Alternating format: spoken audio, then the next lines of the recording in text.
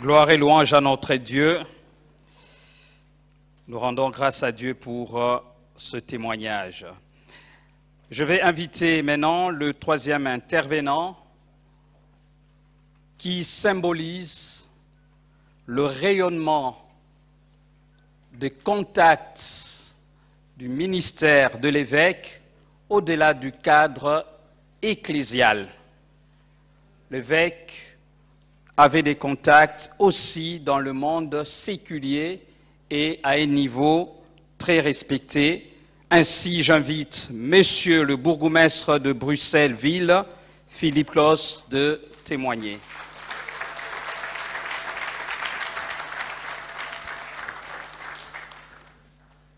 Chers amis, chères familles, évidemment chère Lydia, ma fidèle compagnonne de route. Parler à des obsèques, c'est jamais un moment facile, mais ça peut aussi être un beau moment. Ce que nous vivons depuis quelques minutes est un beau moment. Certes, vous avez tous une relation particulière de femmes, d'enfants, d'amis, de fidèles, de personnes qui ont partagé avec le docteur Martin Moutier-Bellé, le bishop, comme vous l'appeliez tous, des moments extrêmement particuliers qui ne sont à nul autre pareil. Chacun avait une relation particulière à lui. Moi, ma relation avec le bishop, avec Martin Moutier-Bellé, elle passait beaucoup par sa fille Lydia. La façon dont on en parlait avec amour, la façon dont elle va poursuivre avec sa descendance aussi son image et tout ce qu'il a pu transmettre. Il n'y a pas beaucoup de moyens de consoler des peines, parce que cette peine, c'est aussi l'expression de l'amour que l'on avait pour une personne. Et donc aujourd'hui, il y aura de la peine. Mais je l'ai vu aussi, il y aura de la joie, parce qu'il y aura de l'espérance et de la joie. Parce qu'aujourd'hui, vous avez vu que le soleil brille, parce qu'aujourd'hui, dans cette ville magnifique, complexe, cosmopolite qu'est Bruxelles, il y a une place pour chaque chose.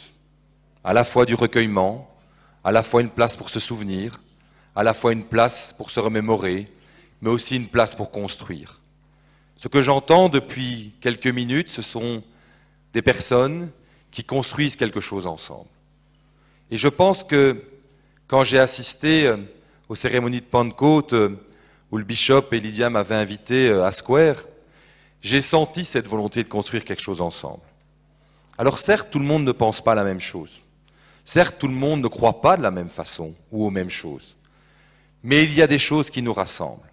Ces moments de communion qui fait que nous sommes ensemble et que nous avons envie de développer un projet commun pour mieux vivre ensemble.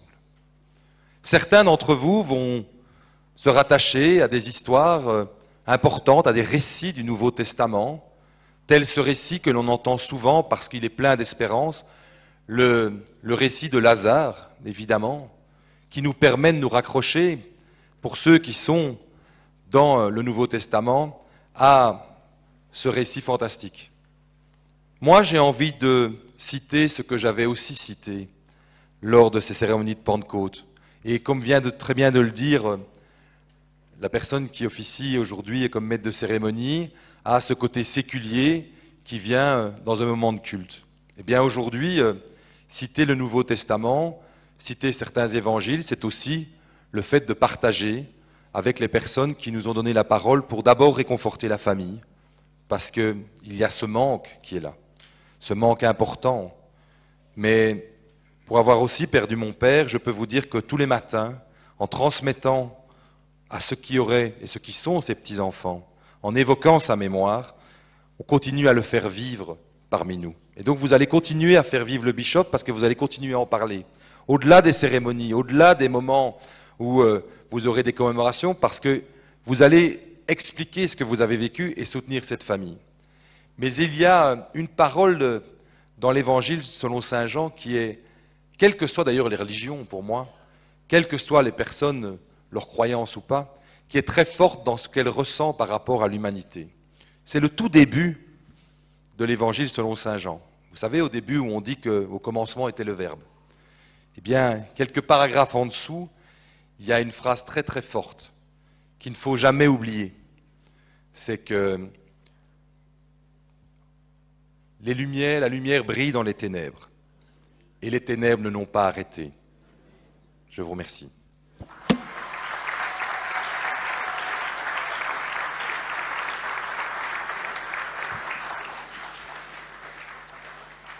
Merci, Monsieur le bourgmestre. Maintenant, je vais inviter la chorale Espérance de la Nouvelle Jérusalem de Bruxelles à nous interpréter un chant.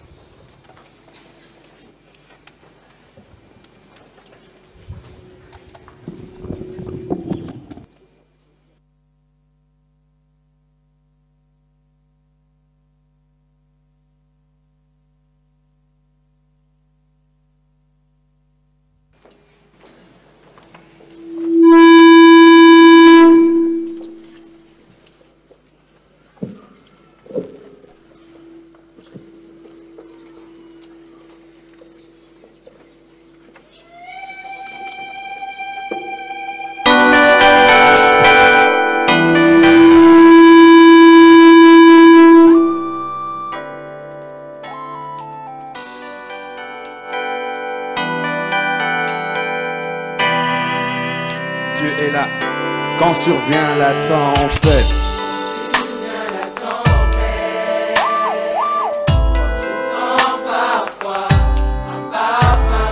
Au comble de l'orage,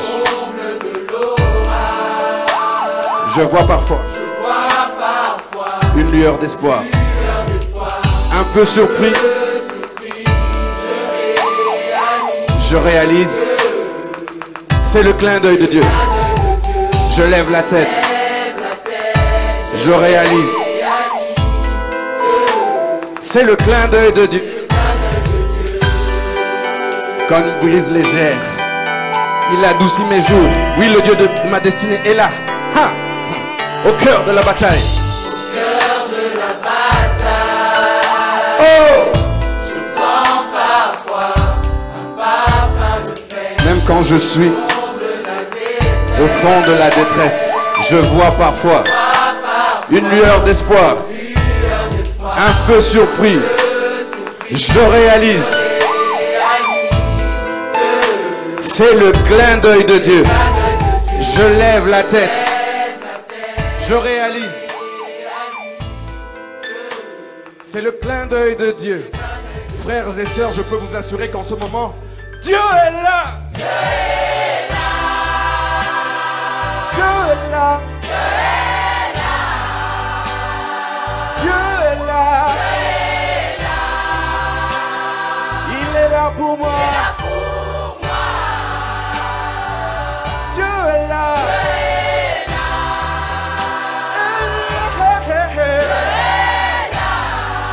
Maître du ciel et de la terre. Il est là pour moi. Alors tu peux chanter avec nous. Quand survient la tempête, il est là. il est là pour moi.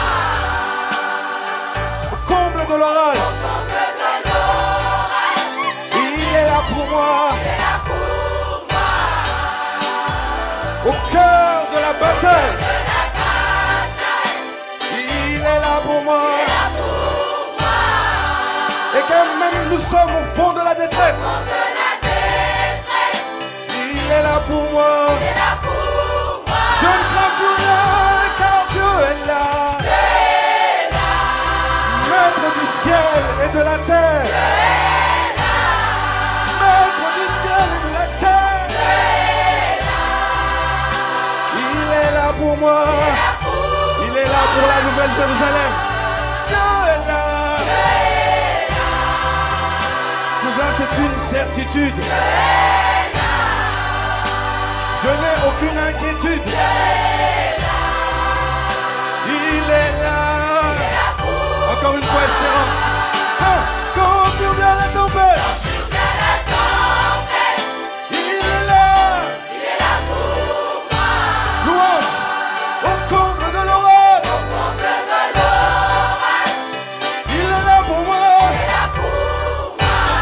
Nouvelle Jérusalem, au cœur de la bataille. Lui seul combat pour moi. Et même quand je suis effondré et que je suis au fond de la détresse, Dieu est là pour moi.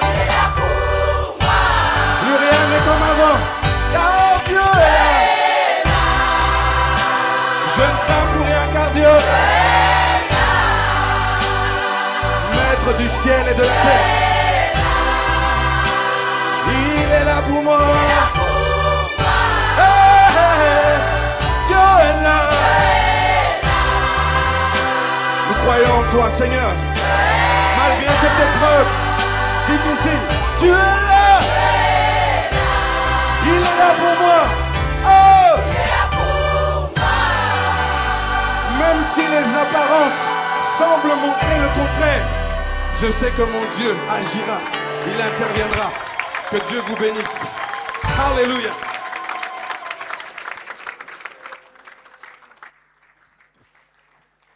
Dieu est là. Amen. Il est au cœur de nos vies. C'est lui qui dirige toutes choses. Dieu est là. Merci, pasteur Didier, pour cette interprétation.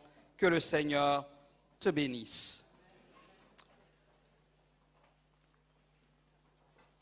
Nous allons maintenant écouter la deuxième tranche des témoignages. Le quatrième témoignage sera fait par le pasteur Célestin Kiboutou, qui est le pasteur titulaire de l'Église internationale de Bruxelles. C'est un ami de la Nouvelle-Jérusalem. Il vient servir ici et il nous a accompagnés lors de nos veillées mortuaires.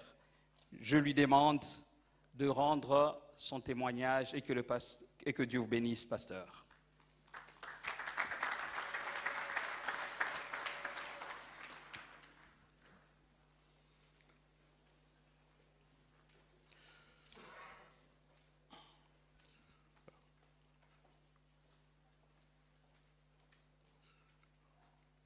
Si on veut donner un témoignage à une telle occasion, il ne faut pas créer. Il faut dire ce qui est déjà dans le cœur. C'est ce que je veux faire. Il y a 3 mots qui sont montés dans mon cœur quand on m'a demandé de témoigner à cette occasion. Le premier mot, c'est impact. Impact. Le deuxième mot, c'est responsabilité. Et le troisième, souhait. Le soir où j'ai pris la parole au veillées mortuaires, j'avais lu un texte. Je vais revenir sur ce passage. C'est juste un verset. C'est 2 Rois, chapitre 2, verset 12. Élisée regardait et criait, « Mon père, char d'Israël et sa cavalerie !» Et il ne les vit plus. Saisissant alors ses vêtements, il les déchira en 2 morceaux. Impact. Comme on m'a présenté, je suis pasteur dans cette ville. Nous avons commencé le travail dans cette ville presque vers la même époque. Lui, au mois de février, moi, au mois d'octobre 1985. Il était donc normal qu'on soit proches l'un de l'autre. D'autant plus que nous nous sommes rencontrés déjà au Congo, à l'époque Zaïre, dans le cadre de son grand travail avec le Full Gospel Businessmen Fellowship. J'ai vu l'un des illustres parmi nous lorsque la famille entrait.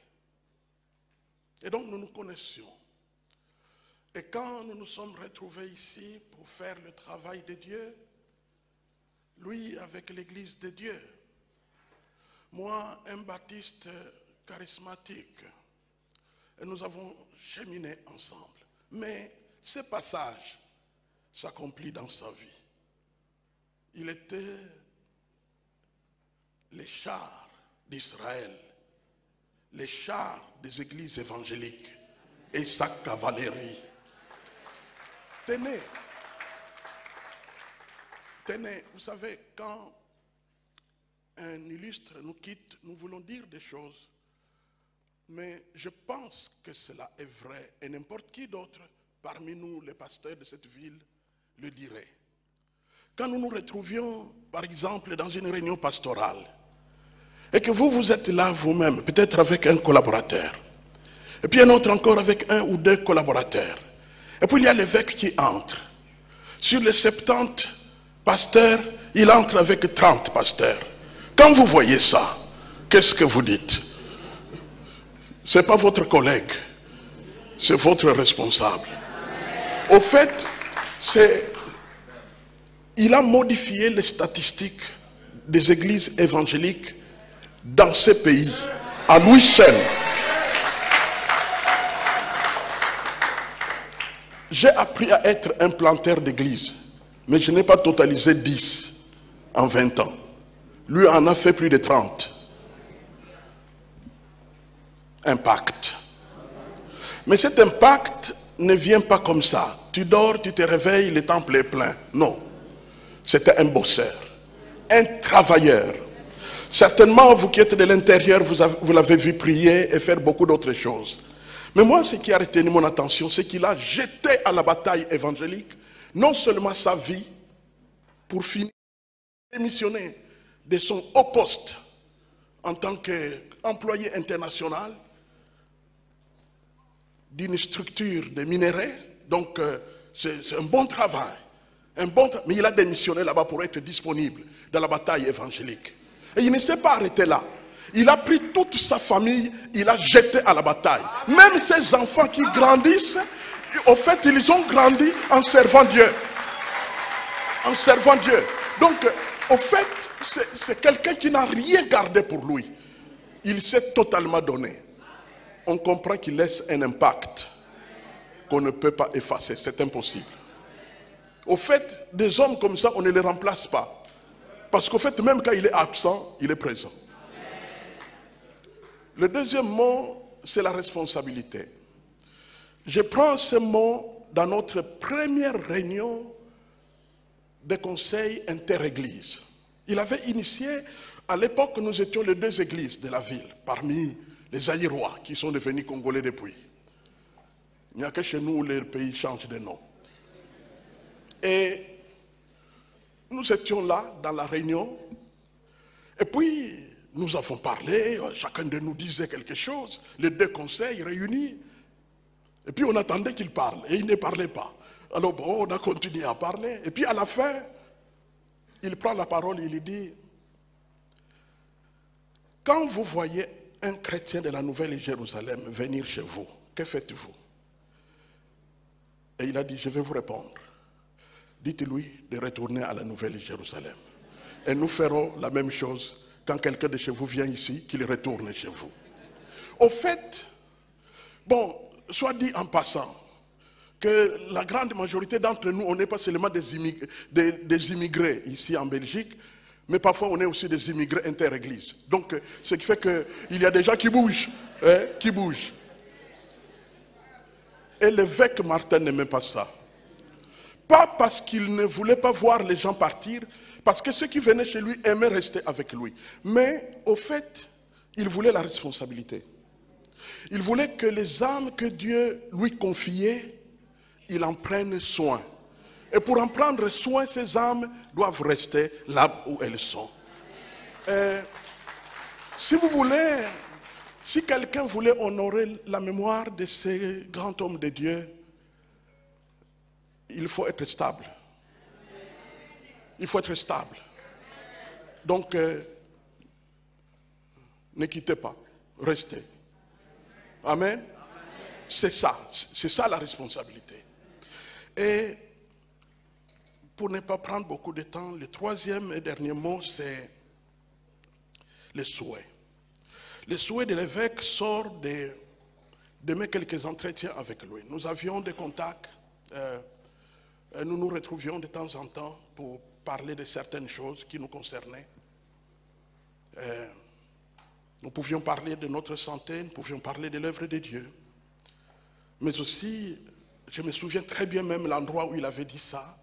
C'était un jour où le prince devenu roi rencontrait les gens de plusieurs philosophies quelque part dans la ville. Et nous étions là. Alors pendant qu'on prenait les jus ou ce qui était servi là,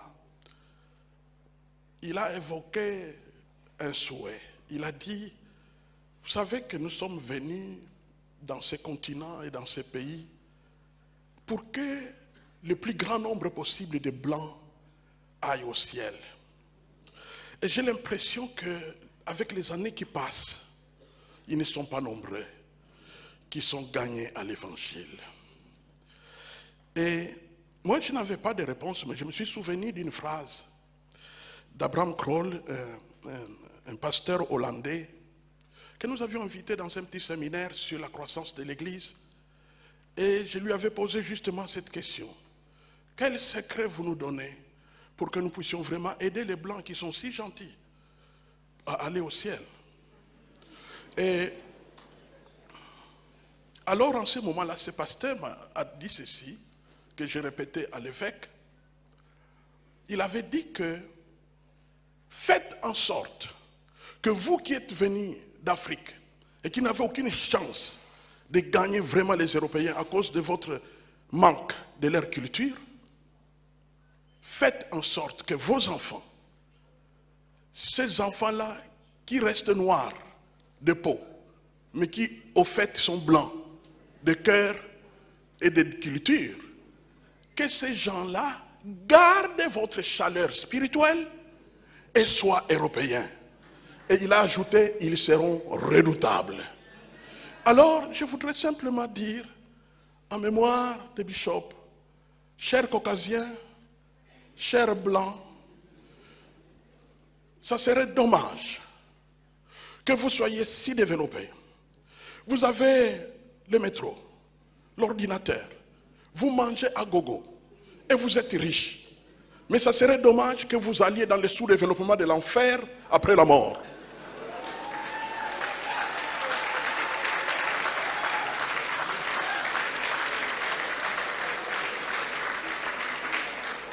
L'Afrique où il fait trop chaud et on n'a rien là-bas, l'Afrique, au fait, c'est un paradis par rapport à l'enfer.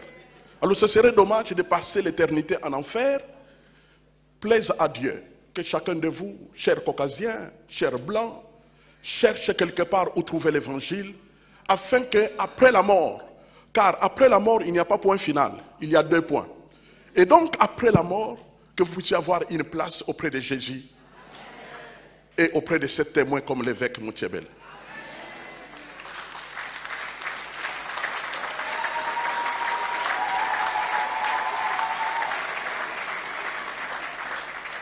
La Bible dit que ceux qui meurent dans le Seigneur, qui sont au ciel, sont assis sur les gradins célestes, en train de voir comment la bataille évangélique se poursuit sur la terre. Je suis sûr qu'il a trouvé une place de choix là-bas. Et oui, il regarde ce qui se passe ici. Que Dieu vous bénisse et nous vous aimons. Gloire à Dieu.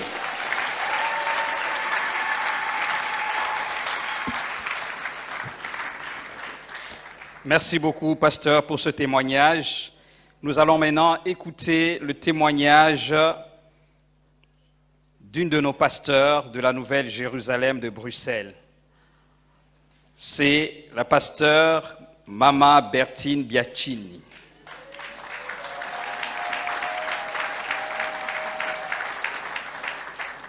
En effet, notre maman est membre de l'Église depuis son début.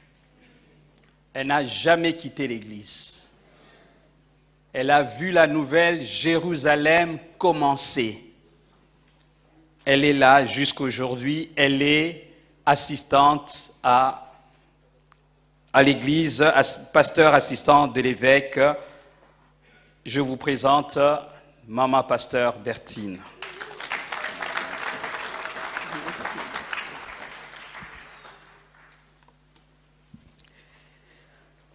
Bien-aimés, la première chose que je vais vous dire est que Je suis orpheline de mon pasteur. Je n'aurais pas eu le courage de parler. Mais pour cet homme qui a fait de moi d'abord, parce qu'on m'a dit déjà d'abréger, cet homme a fait de moi un pasteur. Mon père était pasteur, mais il ne m'a pas élevée pour que je devienne servante de Dieu. Mais voilà, je pleure mon pasteur. Un grand homme de Dieu. J'ai travaillé 30 ans. Les enfants de 30 ans sont déjà des parents. 30 ans, je suis restée à côté de l'évêque Martin. Je l'ai connu, frère Martin. Quand frère Martin est venu parmi nous, il a impressionné tout le monde. Il est dans la salle, on ne le connaît pas. Lorsqu'il s'élève pour prier, vous savez, on prie avec les yeux fermés, hein? Mais tout le monde ouvrait les yeux. C'est qui ça? Il avait une prière qui touchait tous les cœurs. Frère Martin, je vais vous dire les 2 premières prédications de frère Martin. Je réalise aujourd'hui qu'il n'était pas seulement pasteur, mais il était prophète. Donc, il nous donne des paroles qu'on n'avait jamais entendues. Par exemple, il nous parlait de Ézéchiel 37, les ossements desséchés qui sont devenus chairs.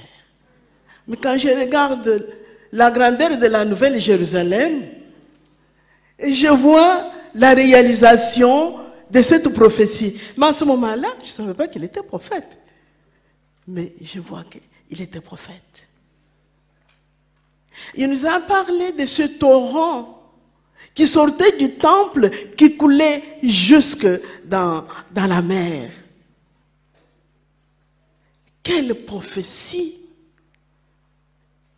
Et je n'ai que maintenant où je dis, oh, mais c'était un prophète, mon pasteur. Mon pasteur, c'était un grand homme. Il était le pasteur des grands et des plus petits. Un jour, je passais avec mon petit-fils devant son bureau et celui-là me dit, non, laisse-moi aller dire bonjour à Papy Bishop. Je dis, ah, Papy Bishop dans le bureau, comment est-ce qu'il... Non, laisse-moi aller. Donc, il n'avait pas de différence. Mon pasteur. C'était un grand enseignant. Mais la plus grande des choses, c'était un homme de prière. Cet homme nous a entraînés dans la prière d'une manière, je ne sais pas si vous pratiquez cela chez vous. Écoutez, regardez cette salle. Nous avons prié pour avoir un bâtiment pour faire une église. Mais on a fait le tour de Bruxelles et on ne trouvait pas. Alors, il nous entraînait à faire des mois de prière. Je me rappelle à une semaine de prière. La semaine de prière, c'est-à-dire, nous commençons la prière le matin à 7h et nous terminons le soir à 7h. C'est comme une retraite. Alors, on prie pour le bâtiment. Écoutez comment il nous disait.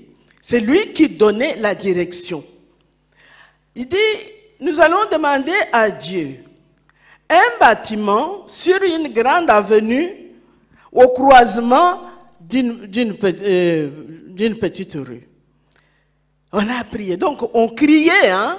On criait, on ne fermait pas les yeux, on se parlait. Non, toute l'assemblée, on criait.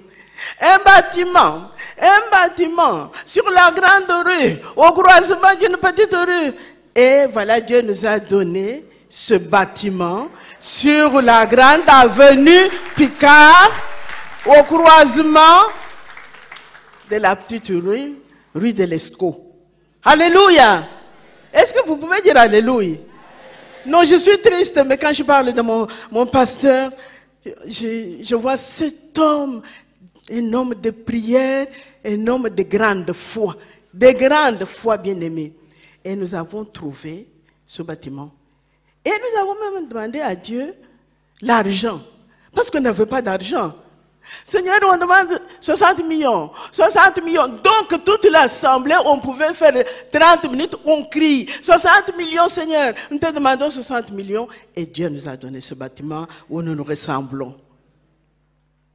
Mais lorsqu'il est arrivé, je vous ai parlé comment sa prière nous impressionnait. Nous étions dans un bâtiment, chaussée d'actes, qui était déjà délabré. Il y avait des trous par terre. Mais écoutez, on commençait la prière de tous les dimanches matins à 7h pour terminer à midi. Et on faisait le culte l'après-midi. Mais tout le monde en était à genoux. Là où il y avait des trous, la salle n'était pas si beau. Il n'y avait pas de, ça c'est quoi, de marbre. Non, mais on était à genoux du matin jusqu'au soir. Alléluia! On demandait que Dieu sauve les âmes. Mais quand je regarde, la plupart de nos pasteurs ici, ce sont les fidèles, même des jeunes qui n'étaient pas mariés, qui étaient des jeunes gens qui étaient là, qui priaient avec nous. On a prié. Aujourd'hui, ce sont des grands hommes. Hein. Quand vous les regardez, parfois, moi, quand je les regarde, je ne sais même pas les approcher, tellement qu'ils sont grands. Mais ce n'est pas la prière de cet homme-là. Alléluia. Ce n'est pas la prière de cet homme-là. Mais laissez-moi abréger parce qu'on m'avait déjà dit que moi, je devrais abréger parce que le temps est passé. Mais je voudrais parler du ministère des femmes. Lorsque l'évêque est venu, il m'a aussi choisi avec les autres femmes au ministère. Et il m'a donné des responsabilités. Vous savez que ce n'est pas très courant hein, pour les hommes d'utiliser les femmes. Hein. Est-ce que les femmes sont ici? Ce n'est pas très courant. Je sais que monsieur le bourgmestre, il l'a dit, mais merci beaucoup d'utiliser les femmes. Le bishop, le jour de ma consécration, c'était à la Convention nationale, à la Convention. Et on a parlé de lui. Comment est-ce que tu peux consacrer une femme? Et encore de cette manière-là, vous savez, à notre convention, il y a beaucoup de serviteurs de Dieu. Tous sont venus m'imposer les mains, me consacrer à Dieu. À ce moment-là, je n'étais que responsable des dames à ce moment-là. Et je n'avais même pas le temps. Mais à partir de ce moment-là, c'était comme si j'étais boostée comme ça. J'ai dévoré la Bible et la vie de toutes les femmes. Aujourd'hui, je vois, hein, il y a des livres qui parlent de femmes. Mais moi, en ce moment, je ne savais pas écrire et rédiger. Je travaillais même maintenant. Je ne sais pas rédiger. Je vois les femmes. Nous avons travaillé à cause du ministère de cet homme-là. Et il m'a... En tout cas, j'ai envie de pleurer. Mais je ne dois pas pleurer. Je ne dois pas pleurer. Et puis, il m'a associé au ministère pastoral. Je suis une de ces pasteurs. Écoutez-moi bien, bien-aimés. Bishop nous a toujours considérés pasteurs comme tout autre pasteur. Il nous a utilisés, que ce soit dans les grands rassemblements, que ce soit dans l'église, il nous a utilisés. Alléluia. Alléluia. Dites-moi Alléluia. Je pleure cet homme-là. Je ne sais pas si on aura encore un homme comme celui-là. Un homme qui complète la prophétie de Joël, que dans les derniers temps, il y aura, le Saint-Esprit va se répandre sur les hommes, sur les femmes, sur les jeunes. Dans notre assemblée, les femmes jouent un grand rôle. À cause qu'il nous a associés au ministère.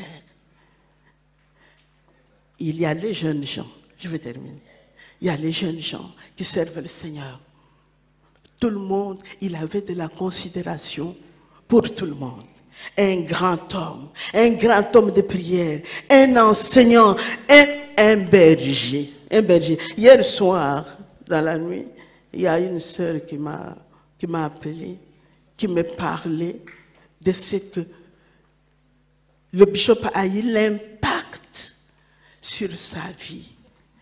Dans l'enseignement de la parole de Dieu, dans l'encadrement, dans les conseils.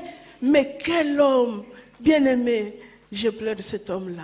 Je sais une seule chose, je l'ai vu sur son lit de mort, et je voyais comme s'il disait, maman, j'ai dit ça. C'est comme s'il nous disait, j'ai fait ma part. Maintenant, c'est à vous de faire votre part. Un grand homme, un grand homme, un grand homme. Il était mon mentor. Bishop m'a encouragé d'étudier. Je lui ai dit, Bishop, je suis déjà âgé. Je ne saurais pas. Vous voyez, maintenant, quand nous sommes allés finalement à la faculté, il fallait faire des travaux où il faut utiliser l'ordinateur. Mais moi, je ne savais pas faire ça. Mais il m'encourageait toujours. Parfois, j'allais me plaindre chez lui pour dire, Bishop, ça me dépasse. Il me dit, non, vas-y, tu es capable, tu arriveras. Alors, je me suis battue avec l'hébreu et le grec et j'ai réussi. C'est lui qui est notre présentateur, était le directeur de mon mémoire. Mais je voudrais vous dire, femmes, soyons courageuses. Jésus est mort pour nous et pour tout le monde. Je voudrais encourager tout le monde. Je voudrais encourager les jeunes que notre pasteur, c'était un homme d'excellence. On l'a déjà dit, il n'aimait pas les choses au rabais. Il a voulu qu'on fasse des choses comme il faut, qu'on aime le Seigneur, qu'on aime son prochain et qu'on soit des hommes qui peuvent aussi attirer les nations. Pour attirer les nations, nous devons parler aussi le néerlandais, hein? Parce que si nous parlons que le français, on ne saura pas attirer. Bien-aimé, je bénis Dieu parce qu'il m'a mis à côté de cet homme-là. Je voudrais dire, à la fin, que maintenant j'ai compris la parole de Dieu qui dit que ce n'est pas vous qui m'avez choisi, c'est moi qui vous ai choisi, qui vous a établi. Cet homme a été choisi par Dieu pour nous, particulièrement pour moi. Que Dieu soit béni.